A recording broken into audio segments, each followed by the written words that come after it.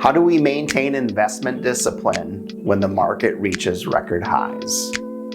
Despite earlier volatility, markets have climbed to fresh record territory, highlighting why focusing on trends trumps reacting to daily fluctuations. The S&P 500 and NASDAQ have surpassed previous peaks with year-to-date gains of 7.2% and 7% respectively, while the Dow sits just below its record high.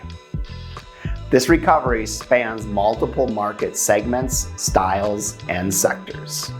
Understanding that markets regularly achieve new highs is crucial for investors. Since markets generally trend upwards over extended periods, bull markets naturally spend considerable time at record levels. This doesn't mean markets only move in straight lines, but those who look beyond short-term volatility are better positioned to capture long-term gains. The data reveals how common new highs actually are during market cycles. Between 2013, when the S&P recovered from the financial crisis, through 2024, markets averaged 37 new all-time highs annually based upon daily closes. This represents roughly 15% of all trading sessions.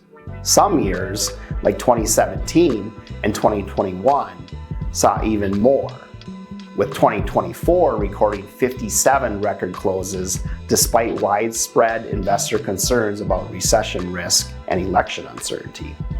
Many investors wonder if they should wait for a pullback after markets hit new peaks. While periodic declines are inevitable, timing these movements often proves counterproductive. The opportunity cost of waiting for perfect entry points typically exceeds the benefit of simply investing consistently.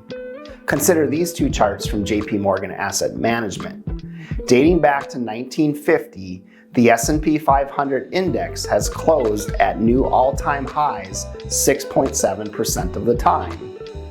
While that statistic may not wow you, 29% of the time, that new all-time high acts as a market floor, meaning the pullback you wait for doesn't necessarily materialize.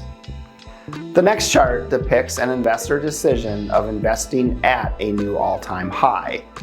Invest on any day represents the average of forward returns for the entire period, whereas invest at a new market high represents the average of forward rolling returns calculated from each new S&P 500 high for the subsequent period, with data starting January 1st of '88 through December 31st of 2024. Bond markets have mirrored stock market strength, particularly in corporate debt. Credit spreads have tightened as interest rates on corporate bonds have declined relative to treasury yields, pushing bond prices higher. This reflects growing confidence in companies' ability to meet their obligations when economic conditions are stable and equity markets are strong. This correlation exists because both markets respond to similar underlying economic drivers. When investors drive stocks to record levels, corporate bonds often benefit from the same optimism about business conditions and corporate financial health. While strength across both stocks and bonds encourages investors, it reinforces the need for disciplined portfolio management.